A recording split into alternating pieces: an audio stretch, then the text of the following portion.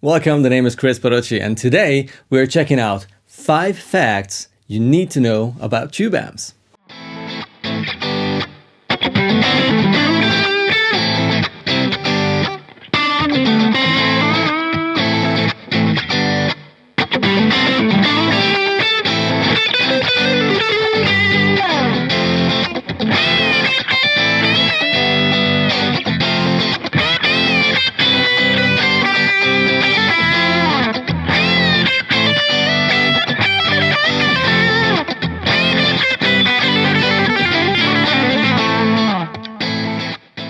Don't forget to check out the description box under the video for my signal chain, timestamps, gear infos, all that kind of stuff. And also, if you enjoy my videos, please hit subscribe and ring the bell. I actually have 6 facts, so it's gonna be a 5 plus 1, I guess. So let's get right into it. The first is tube amp wattage. 5 watts, 15, 20, 40 watts, 50 watts, 100 watts. It's not that much about volume. It's more about low end and loud, clean sounds. A 15-watt tube amp will easily be loud enough on stage, in a rehearsal room, whatever, but there's no way it will give you a loud, clean sound at that volume.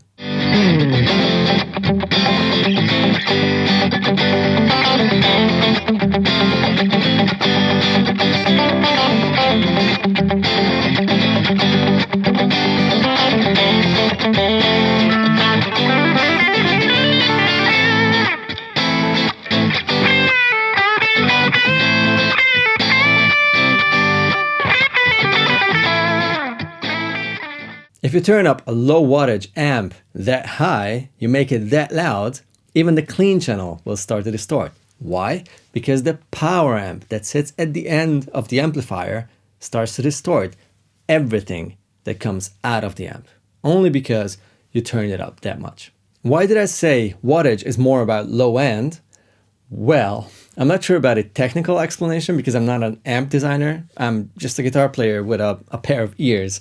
So what I hear is what I can say, and that's that higher wattage amps tend to have a fatter, thicker low end.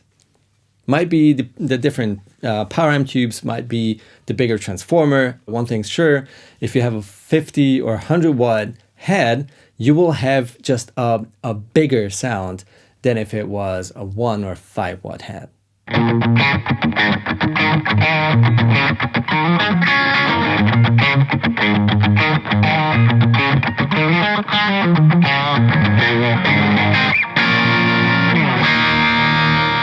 Number 2, what makes a tube amp great for pedals? What makes an amp a pedal platform amp?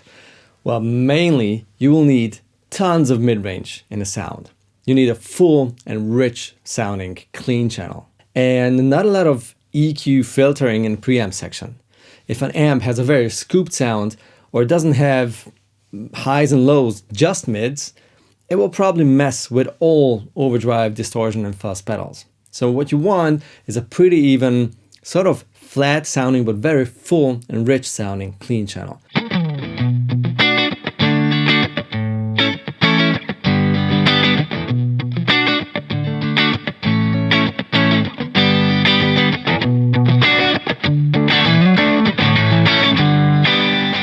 Headroom is also important, but there are no rules. There are people who love amps without headroom left, which means that it starts to break up even on a clean channel. And there are players who never want their amp to break up. So the clean channel should stay clean for them, and they are ready to buy something, I don't know, with 150 watts, just to make sure that even at loud stage volumes, the amp stays 100% clean. If you want a slight breakup at stage volumes, which will be mainly like a 40 or 50 watt head or combo, that works with pretty much all pedals, and you can still use your delays and other time-based effects in front of that amp without it being too saturated by the amp's power amp. Here's an example. This is my 40 watt tube head that I use on stage all the time. This is the white one, the Rev Dynamis. I have it set it up at stage volume right now, and we're talking about 105 dB, I guess. And even though the master volume looks to be so low, it's around 9 o'clock, it's actually almost all the volume the amp can give you. And after that, it starts to distort more and more. So it doesn't get any louder than that. This is the last point where it doesn't really distort with single coil guitars. But with a humbucker, I'll grab my Les Paul in a sec, you will see how it starts to break up, especially in the bridge pickup.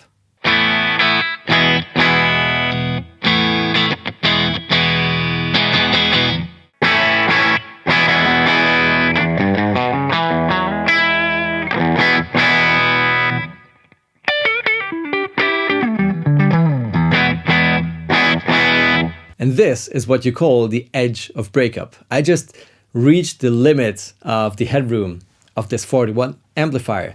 The humbucker in the Les Paul overdrives the amp already, and a Strat or a Tele would definitely not do it. It's like right on the edge. And this is still perfectly okay for pedals in front of the amp. You still don't have to worry about a reverb or a delay pedal going into this amp being on the edge of its breakup.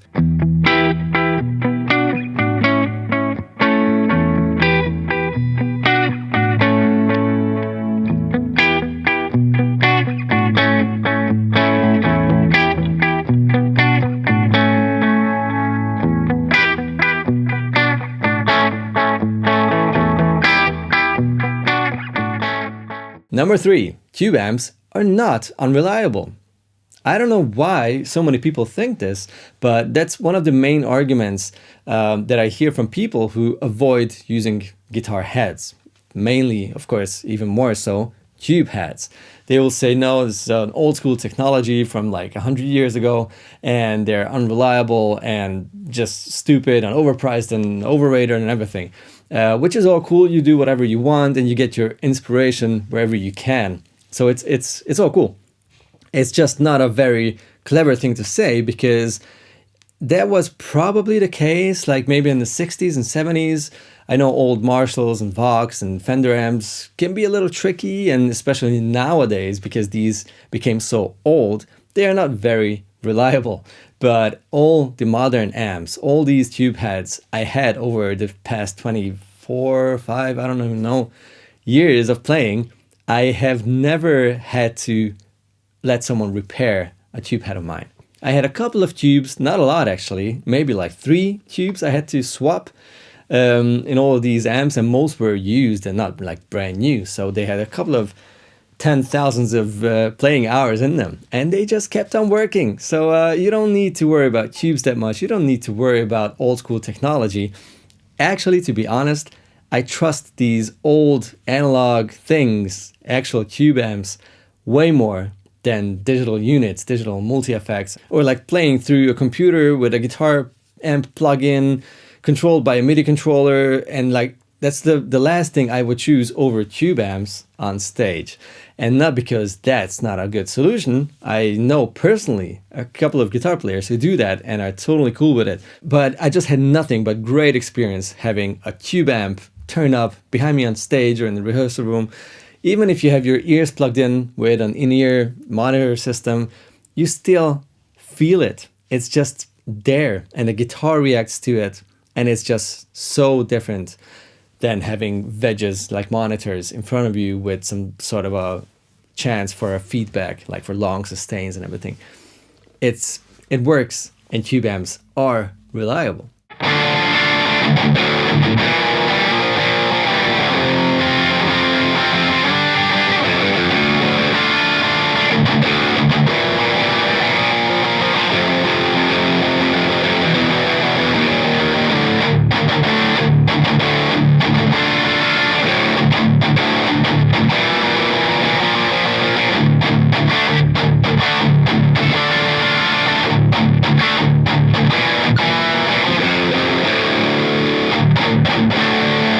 Number 4, effects loops can be very different depending on the amp. The reason why most people want to have an effects loop on their amp is to have the chance to put their modulation effects or time-based effects, so I'm talking about chorus, phaser, delay, reverb, etc., all these effects after all the distortion that's going on. In a normal case, all the distortion comes from pedals on your pedal board or the preamp of the amp, which is the first section of an amp. The effects loop sits right after that preamp, which means that in a normal case, whatever you put in the effects loop will not get distorted anymore, because the only thing that comes after it is the power amp. And on most modern tube heads or tube amps, the power amp section doesn't distort that much, or it's not that essential for your distorted sound. But if an amp distorts in the power amp section too, all these effects in front of that in the effects loop will also get distorted, which means that you'll have a distorted reverb or distorted delay, which some people love, but most people don't want, because that's why you have your effects loop, because you don't want that, right? There are modern amps too, which do the same thing, like the Victor Sheriff, which is sort of a Plexi Marshall-y kind of amp. So it distorts in the power amp section. And if you use the effects loop, it will sound exactly the same as if you put those delay and reverb pedals just in front of the amp. There's not a big difference. So what's the point of the effects loop?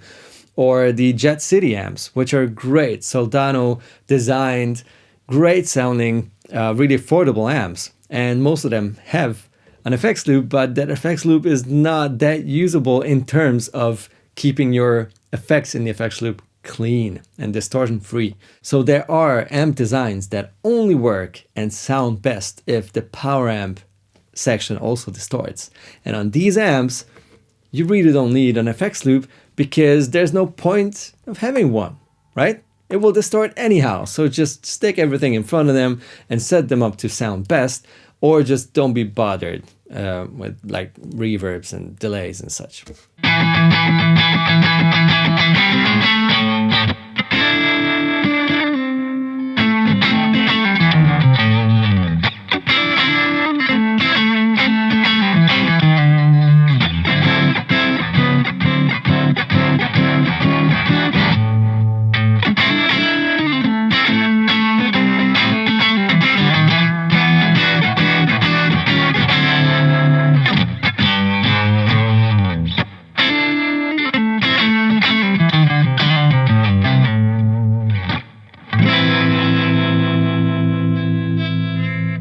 Number 5, power amp tubes change way less in sound than you think. How often will you hear someone complaining about a new amp, like, oh, why is this a 6L6 amp? Why doesn't it have ER34s or 6V6s or whatever?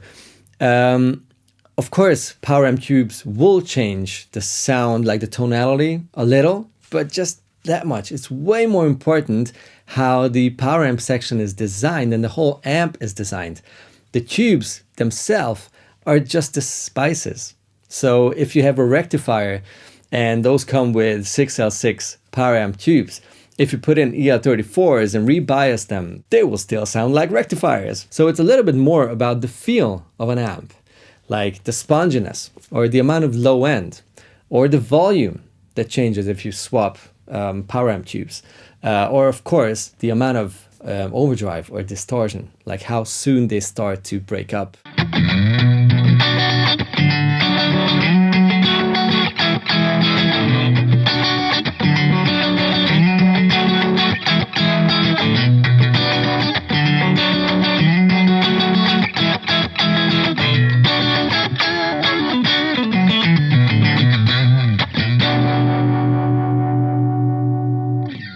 And the plus one, preamp distortion versus power amp distortion. I think this is important to understand, and it might help you to find the best amp for your taste. Preamp distortion, that's the more modern way of distorting a guitar sound. You can expect a way more controlled and tight distortion sound. And power amp distortion, or power amp saturation, that's what gives you the warmth, the richness, the magic of tube amps. So that's why you don't want to have your master at around like 0.1, because at that level and at that drive, the master section cannot do anything for you. So it will just sound fizzy or dull or just bassless or whatever. As soon as you turn up the master, you will see how it becomes way more rich and thicker and punchier and all that good stuff. And that's what the power amp saturation gives you. If we're talking about the power amp distortion, that's when we go above the headroom limit of that power amp. that's where it starts to actually distort or overdrive. We're talking about like the 60s and 70s kind of drive sound. It's way less focused, it's messier, it's dirtier, it's more rock and roll, but you don't have that much control or just cleanness in that sound. So if you're more into that sound, you will need the possibility to turn a tube amp up loud enough to get that even. And you of course need an amp that does this, that goes in that direction and wants you to turn it up to get that power amp saturation.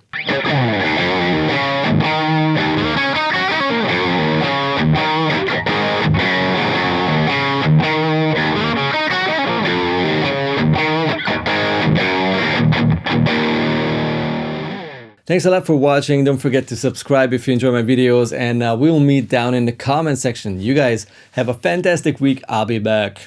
Bye-bye.